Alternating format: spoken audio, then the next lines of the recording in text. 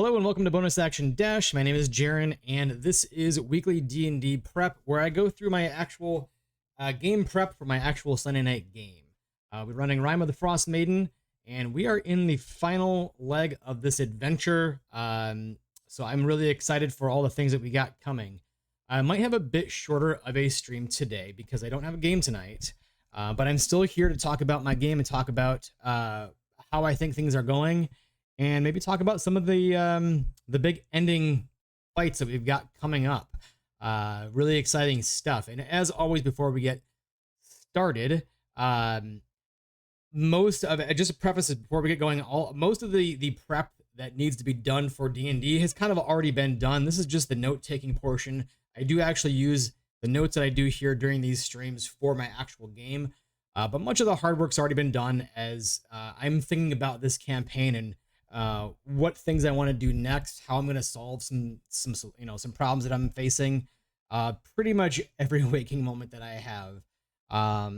This is the only campaign I'm currently running, so I have a lot of time to think about what I want to do next. So, all that said, let's talk about where we left off.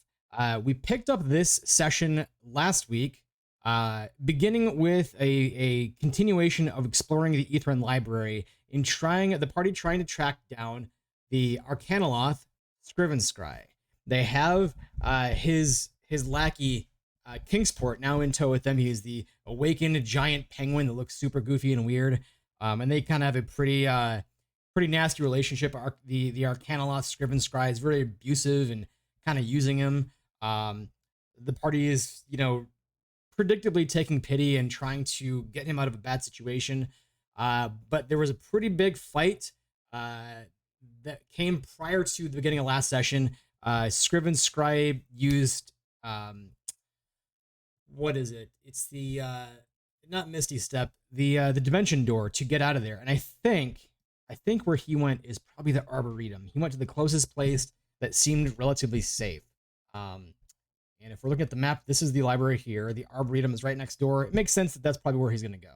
Like 4 people just showed up and tried to kill him. So he's getting out of there. He's probably resting in the Arboretum somewhere. The party, however, decided to continue searching the library.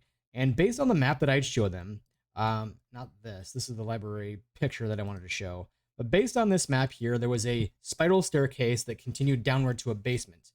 And that's where we picked up last session. So I had to do some work. I found a map on the internet and did all the work to put all the fancy dynamic lighting and stuff on it.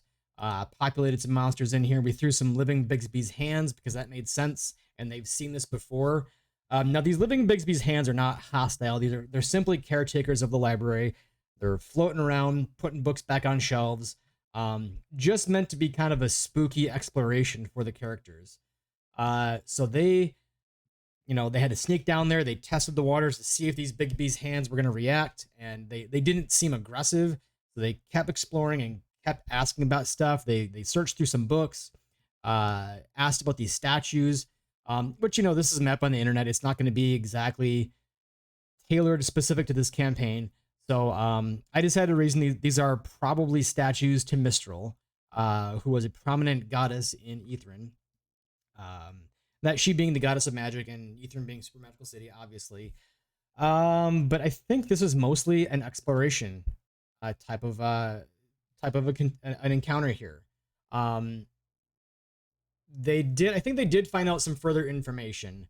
They found a journal, which was, if we go to the notes here, they found a journal. Which one? I think it's number 9, maybe. Yeah, number 9. They found a journal. A journal of Thufius, who's one of the mages that survived Ithran's crash. So it's describing Ithran before the fall, during the fall, and probably after the fall too. One of the last entries being Iriel Arthas is convinced that aid will come in time from Netheril. I am not so sure. And I think it was also here that they found out about the different archmages, different arcanists at each one of the towers. Each one of these towers representing the 8 schools of magic. So I had a bunch of really good content to send to one of my players who was doing this research. telling them all about, you know, each one of these wizards and some things that they could find out. And I think this is probably good foreshadowing for the encounters they're going to face at each one of these towers. You know, I took all this information from the Ethrin Towers Expanded that I picked up on DM's Guild. Super good resource. I'm going to mention that every time I do one of these streams because it's a really good value, especially if you're running Rime of the Frostmaiden. Highly recommend it. But they found out some great information here in the library. They did encounter a couple of Nothics up on these upper balconies here in the library who were just kind of hanging out, trying to take notice of the party, trying to gather some information, use that ability that they have to pull a secret from a party member who fails a certain check. So that was a lot of fun to introduce that idea. They fought 2 Nothics. I'm using a different beefed up stat block for the Nothics in this spot specifically. But even still, the party didn't really have much problem fighting these beefed up Nothics. It was still a cool fight. The Nothics, this beefed up stat block I'm using, I'm not so sure I'm happy with it because it's kind of dependent on a successful first round. And if they don't have a successful first round, it's kind of not that fun. It's not really that good of a stat block if they start failing that first thing that they do. That said, it still was an interesting encounter. A Nothic almost got away. He jumped off the balcony and I rolled damage for it, and he still tried to scurry away, but was not able to successfully get away. But the party did not find Scrivenscry, the person that they were looking for, the Arcanoloth they were looking for. So now they know he's out there. They know that if they take a rest, he also is going to take a rest and be at full power. And they have Kingsport in tow. And you can be sure that Scrivenscry wants to get Kingsport back. From there, the party, I think this is when they decided to go back and take a rest at, I think this was the Tower of Conjuration. This is that one that they completed, and they have this this magical tower inside. It's the what is this spell? I forget this every single time. Magnificent Mansion is a spell that's inside one of these towers. Again, using the Ethrin Towers Expanded. And it was at this time that so I'm having the party deal with the Arcane Blight, and I wasn't sure that I was going to do that a while ago. If you're unfamiliar, once you're down here in Ethrin, after 12 hours, you have to start rolling to see if you're subjected to this Arcane Blight. It's this idea that there's been magical stuff down here for 2,000 years, and it's just been kind of sitting dormant, going bad over time. And if you're exposed to it, it could start to corrupt your mind. And I wasn't sure that I was going to use it at first because it's kind of, it seems like it might discourage players from exploring Ethrin, and there's so much cool stuff down here that I wasn't sure that I liked the idea that the party gets down here and then it's like, well, sorry players, I know there's 18 things that are really cool and interesting down here, but you got to pick 10 of them and not go do the other things because the Arcane Blight is a thing.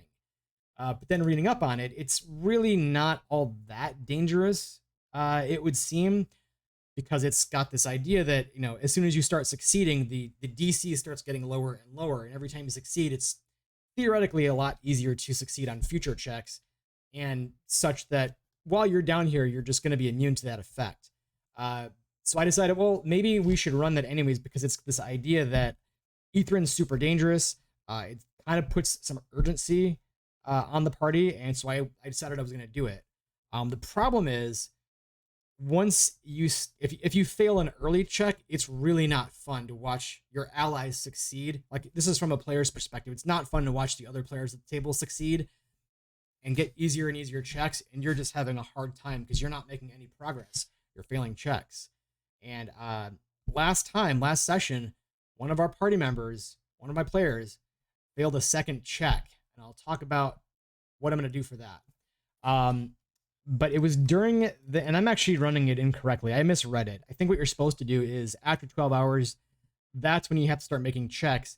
And then once a day, after you finish a long rest, you can make another save to see, you know, if that check goes down or if you make future saves. I misread this, and I've been having them make checks. I kind of gave them a freebie for the first day. So like after the first 24 hours, then I started having them make checks.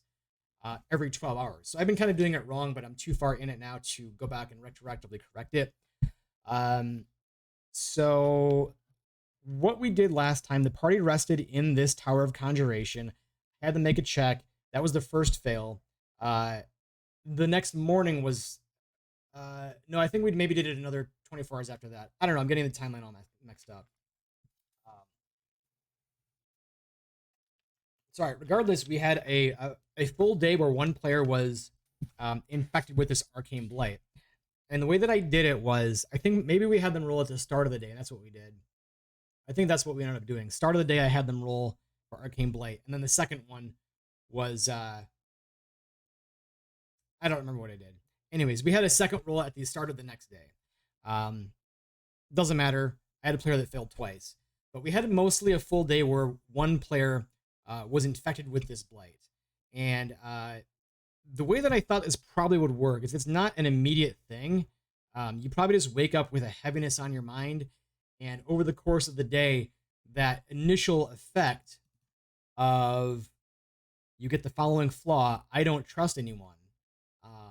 And you start getting these delusions that are difficult for you to distinguish from reality. This belief that maybe your allies are conspiring to steal your riches or turn against you. I don't think that I don't imagine it starts immediately and it goes into effect immediately. I kind of imagine it's this long burn, right? So at the start of the day, you realize that the player realizes they failed a check, and over the course of the day, they start becoming more and more delusional and distrusting of the party. And that player was my brother. He did a really excellent job of role playing it. It was heartbreaking and also really awesome and incredible to watch that happen. Sitting in the DM's seat, it was amazing. The party, I don't remember what they did all day. I think it was I'm really misremembering all the timelines now and how the timing of that was. But they did have, so I think, what happened was it just got worse and worse over the day. So it really climaxed in the evening at night. They all went to go rest in the tower. My brother's character is really not trusting of the players, the other characters. He went to his room within the mansion and set up his dome and didn't let anybody else in, and basically said, "Hey, leave me alone. Valin failed because she's weak, and I wish you guys would just respect my wishes and leave me alone. I'm going to do this on my own." And during the evening, I think this started happening maybe an hour before it would have been like super time to go to bed. I described the interior of this magical mansion getting colder and colder, frost covering the walls, and maybe, glasses of liquid starting to freeze over. And the party's like, "What's going on? This is a magical mansion. Hey, Eugene, this butler that exists in the mansion. Hey, what's going on? Can you go and check and see why everything's suddenly colder? This is super weird. This is magical, right? Like, is the magic failing? What's up?" So he, kind of checked and was like, "No, everything's totally working fine. I don't know what's going on. This is weird too. I don't get it." So the party was fully ready to ditch the tower, ditch the mansion, and go stay somewhere else. And what happened was, I thought this was my chance to introduce Real and get that reaction of, "Oh shit, something that's I didn't expect to be here. Suddenly we've upped the stakes even further." And so as they were leaving the tower, I got to describe Oriel and her fleet, her tiny army, almost. Is it here? Yeah. So if we go to the page, it says Oriel's Wrath. She's got a small army with her. When she arrives in Ethrin, everything suddenly drops in temperature. It's colder, and I even described it as there's probably a bit of snow swirling around Oriel. She's got 3 frost giant skeletons, 6 snow golems, a pack of winter wolves with her, and it's super terrifying. It's the end of the day. Party's wiped out of resources. On top of that, Oriel's got a small army. On top of that, it's Oriel. She's a god. They are not in a position to confront her right now. And the way that I'm running this is Oriel knows that she knows that the party is down here. She saw them go into the glacier. She probably has knowledge of what the Mythalar is and can do. So she's down here to stop that. She's down here to, with her god powers, pass right through this force field set up by Iriel Arthas and go in and start sapping the power from the Mythalar. At least it's probably something she's going to have to keep coming back to do over and over again. As I imagine, the Mythalar is too strong for her to completely destroy, but she can come down here and spend some of her own power, start sapping the Mythalars. And so that's exactly what happened. And it was really terrifying, I think. I think the party really got the message that, hey, Arcane Blight, Oriel, there's no dilly-dallying around here. You gotta pick some stuff. Go look at the cool things for sure. Go to the menagerie, go explore these towers, maybe hit the Wellspring of Answers because you've been dealing with that a little bit. But time's a wasting. You got shit to do. So I'm happy with how that played out. And the session ended with Oriel kind of like, they didn't notice this because they didn't roll high enough perception, but Oriel was just kind of hanging out at the top of Iriel Arthur's spire just to kind of give herself a rest. And it was after that, sometime during the evening, during the rest, that Oriel would have left with her small army. So it was after that things started warming up within the mansion again. My brother's character, Gwen, who was sleeping inside his own dome, inside his own room, woke up in like maybe an inch or two of water as, I imagine there's probably frost starting to form on the inside of the dome. And so that's kind of where we pick up is the start of that day. And that's where the second failure of the Arcane Blight occurred. The rest of the party, I think, I'll have to double check these numbers, but I'm pretty sure because everyone else has succeeded and has over time lowered the DC further and further, I think with their bonuses, they're now in a spot where I'm not going to have them roll because their bonuses make it so that they can't fail. I think technically they should roll, but it's why roll when failure is not possible, But my brother's character is in a position, Gwen, is in a position where he's one failure away from, by the book, turning into a Nothic. And so I was really nervous, and I think that I lost sleep the first night thinking about how I want to tackle this. Because I think I am not opposed to character death. I've let all the players know that now that we're here in Ithrin, I don't know if you can hear my squeaky chair. I'll try to sit still. Now that we're here in Ithrin, all bets are off. Character death is definitely on the table, and we've come close to that so far. One player was a successful save away from getting hit with the finger of death and actually just dying. And now we've got the Arcane Blight to deal with. They know that things are pretty serious and that, hey, our characters could actually die down here. So I think that point's been driven home. And tensions were really high last session. I think we've got the point that it's dangerous down here. That said, I think it feels really bad to have a character die to some random dice roll that they didn't know about, could not possibly have prepared for because they didn't know about it, and is just the result of, hey, you didn't make the check, so your character's dead. You didn't know about it. Sorry. I don't really like how that feels. So I was looking all around, and I think I figured out what I'm going to do.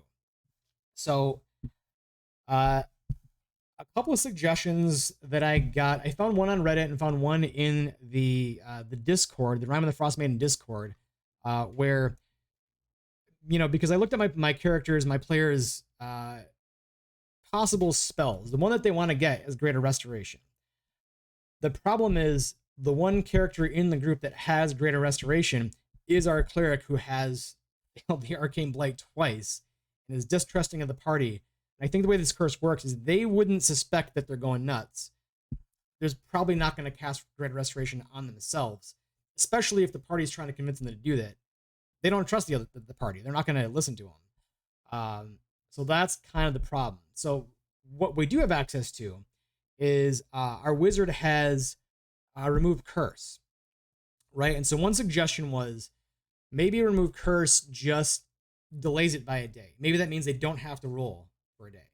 And I kind of like that idea. I thought that what I was going to do if I went that route is it just removes one tick off of the Arcane Blight tracker, right? So, but they still have to roll, so somebody casts remove curse.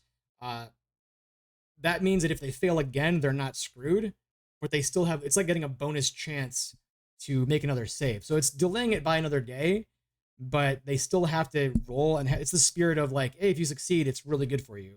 And it also means that I'm not delaying their progress through Ethrin, because I'm not interested in, adding, 4 or 5 days before they can actually do some exploration in Ethrin again. I want to keep this going, but I also don't want to simply give them a freebie. So I think what I'm going to do is have them, if somebody casts remove curse, I'll have them make an Arcana check, and let's say like DC 15 or something. And on a fail, we'll go that route. We'll say, okay, you've delayed it by a day. I'm not going to tell them this, obviously. We'll just, I'll have to narrate what happens, and they'll have to figure it out. But they'll, on a fail, they'll get a bonus day, basically. They'll still roll. If they succeed, great. If not, it's not the end of the world. They still have another day. Maybe they'll figure out that this just kind of delays it. On a success, I think I'm going to use some alternate rules for curses from Van Richten's. And this I found by searching on Reddit, and somebody on Reddit had shown that this was a possibility. And if we look at the alternate means of dealing with curses in Van Richten's, of course, this is meant to take place in a completely different world and universe, but whatever, I kind of like this anyways. It talks about these curses in general as having 3 different components: the pronouncement, the burden, and the resolution. And I think we've kind of fulfilled those in a short order, right? We've got the pronouncement. Party knows that something's going on here. The character knows that like something's different. They think that the party is turned on them, basically. The burden is kind of what's going on. It's this character that is slowly distrusting and having more and more grand illusions regarding the rest of the party. And the resolution is how it's going to be cured. Now, if we look down here at, I think it is, we look at this paragraph here. More general curses, usually you can just deal with a remove curse spell. This one specifically says you need to have greater restoration or something similar. But the problem is it doesn't say anything about any other spells, so it's kind of left up to my discretion, where I think, as written, it's meant to be, if you don't have greater restoration, you're screwed, you have to roll. But I don't like that, like I said. So I think what we're going to do is we continue reading here. Magic can offer a temporary respite, though. Remove curse cast on the victim. You can suppress the burden for an hour, and then greater restoration can basically remove it, and you might have something after that. So I think what I'm going to do is, on a successful Arcana check, when somebody casts remove curse, I'll go this route and say, you realize that, you've been able to suppress whatever's affecting his mind for an hour. And I'll be able to have some interesting role play with that character, the one who's affected by this Arcane Blight, and say like, hey, you suddenly have the clouds of your mind cleared, and you realize all the things that you have said and done to your allies in the last 24 hours. You realize that they're here to help you. And you've been like really mean to them the last 24 hours, but you guys need to stay together. What do you do? What's your reaction to that? I think it could be really interesting. And then they've got an hour to either, make the best of the situation or find some way to convince him to remove, to cast greater restoration on himself. And I think that's fine. I don't feel like that's giving this player a freebie. It's still going to involve some rolls. I think if that route is the way that they go and they do cast greater restoration, I'll probably roll on long-term madness, which that doesn't last that long anyways. It's like, you might be afflicted with, you might lose your vision for an hour and a half. It's not going to be permanent. It's just going to be a result of, hey, you dealt with some nasty stuff. You removed the curse, but there's going to be some side effects to it. So I think that's what I'm going to do here. And I think that's going to be, I still feel like that's going to be satisfying, even though it is, not doing it by the book. I think we've still driven the point home that, hey, you guys should stick together. The Arcane Blight's nasty. And I think they'll probably figure out that's what afflicted Valen as well. I do need to have them roll for Valen. I forgot to do that. So it's still out there. It's still a possibility that Valen could be saved. But let's talk about going forward, what we've got left to do. They've done 3 of 8 towers. They have, let me pull over to this overlay here. They've got divination, necromancy. They have evocation, transmutation, and enchantment left to do. And a lot of these kind of tie together, right? Necromancy ties to Tower of Enchantment. I can use Tower of Divination to tie anywhere else, really. Because, once again, I'm using the supplement. The Ethrin Towers expanded, and they really make a good job of kind of telling this story and connecting the towers together. But that said, because necromancy ties into enchantment, the players are absolutely, very likely to take this path. Let's hide this. I see one of my players is online. So they're very likely to kind of cross this path here in front of the obelisk. And I had something planned for the obelisk. So I have that map ready to go as well. What that is the design encounter that I have been waiting for probably, I don't know, close to a year now, because it was based on something that the characters said. And I took that idea and went, we need to do this in the end game. Design needs to make a comeback in the end game. And so this is where that's going to happen. I'm just not sure how to make sense of all the things that I'm going to have him know. But he is down here at the obelisk. The original intent was to go down to Ethrin, discover some cool stuff. But probably during the time of him researching Ethrin, found out about the obelisk. It's right in the middle of the city. It's not like it's a well-hidden artifact. It's smack dab in the city, probably where anybody can walk around and see it. So once he researched and found out about the obelisk, found out what it could probably do, he went, let's do that. Let's figure out a way to activate it, or look into what it can do. Maybe there is a bunch of information on what Netheri's obelisks could do, and he was intrigued by that. Maybe somewhere along the lines in his research, obelisks were tied to whoever was the ruler of the city. So he knows that Ira Larthus probably has some way to activate it. And that's why, he's down here looking for the staff. But he's down here for a specific reason. And this is going to be something that is another tie to the Spire of Ira Larthus, which will make the players want to actually go there. Is he's down here for this. He's down here for the obelisk. He's down here with one of my players' NPC allies, somebody part of the backstory named Esther, a fellow colleague. This is our wizard, Sarah Gritz, as an NPC ally named Esther, who came to 10 Towns, came to Icewind Dale, has been hanging around Dazan for a long time.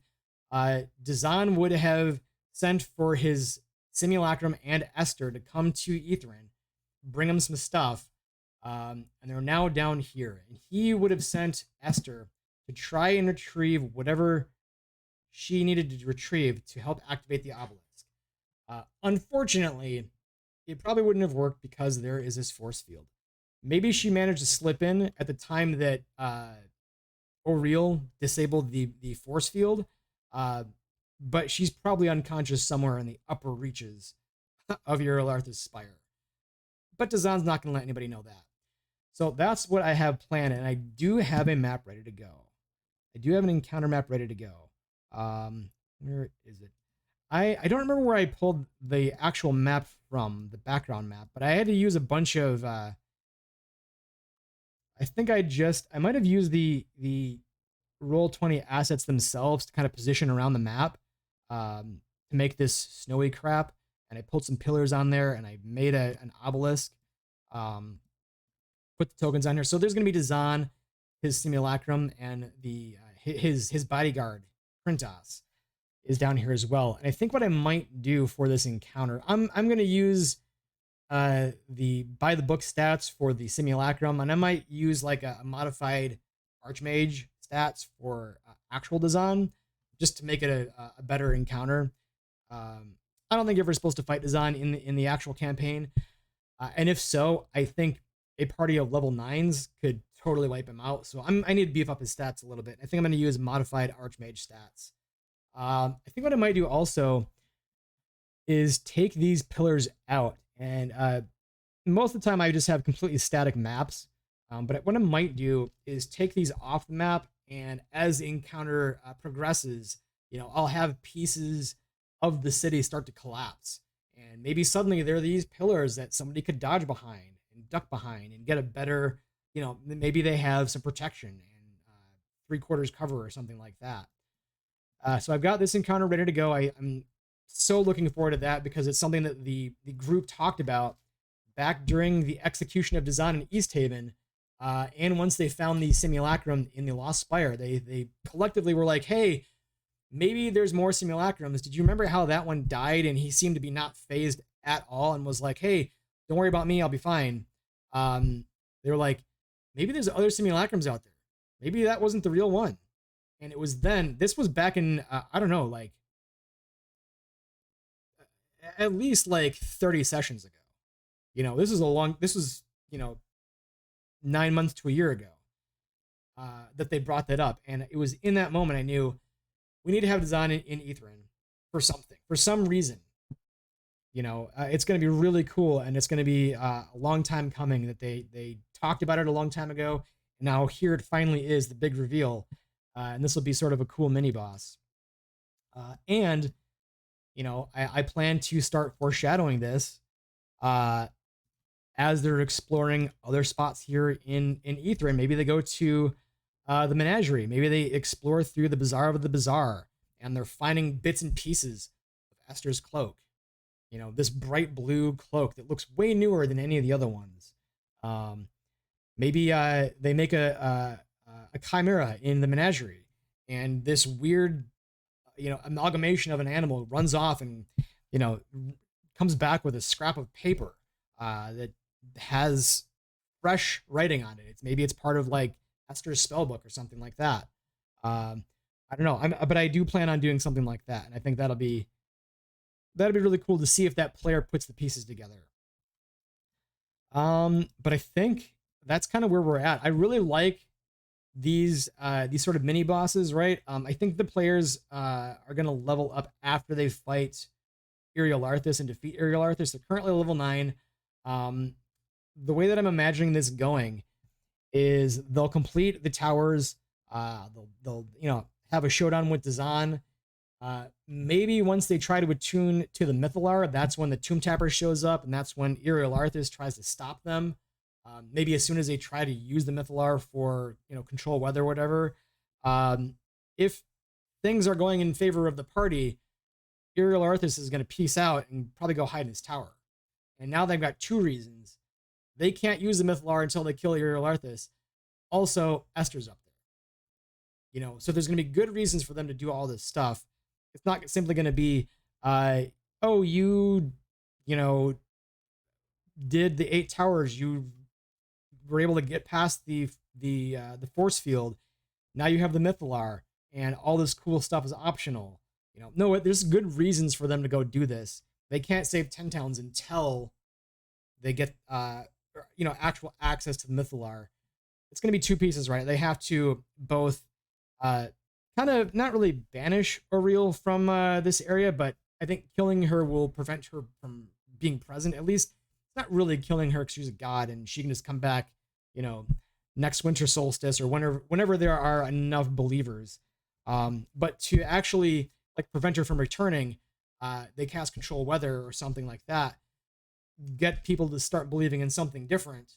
And that's how I imagine the campaign sort of concluding. they could go and get the Staff of Power and activate the Obelisk. Of course, that's a very different ending, which would be also super cool. But that's kind of how I see things going from here. Give me a second. I'm talking for 30 minutes. I need to take a break. Take a drink.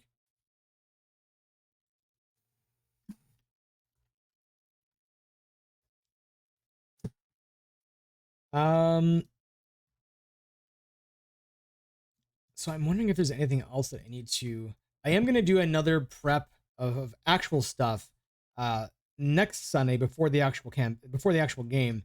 We'll get into more specifics, but that's kind of where I'm at with this one and how I am going to deal with the Arcane Blight. As I mentioned, I think this idea is really cool. This idea that there's this effect that will make Etherans seem pretty dangerous and threatening. Let them know they got to stick together.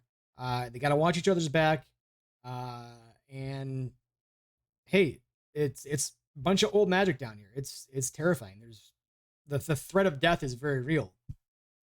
But also, you know, I don't want a character to die this way. It doesn't feel right to me. I'm okay with character death. I don't feel okay with a character dying to some random role for something that they had no idea about. So I think going this route, this route feels a lot better, but also doesn't feel like I'm just giving this character a freebie. So I'm happy with what I'm going to do for that. And I know it's a bunch of rolls, but, you know, is what it is.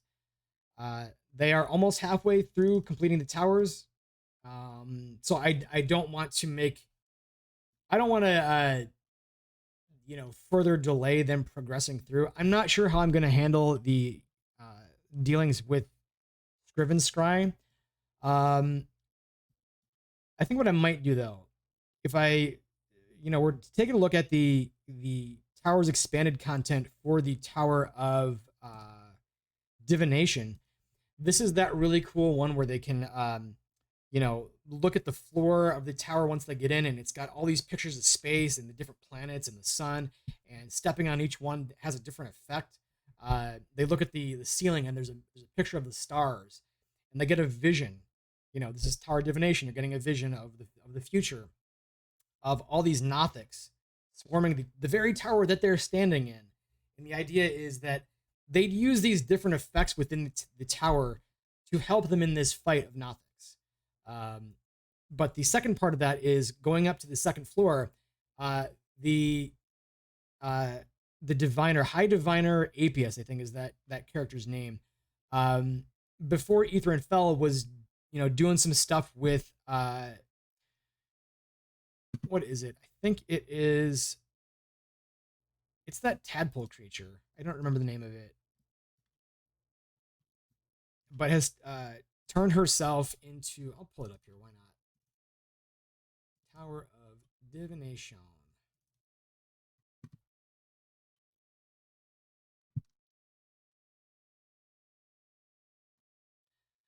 She has turned herself into a Slod. Yes.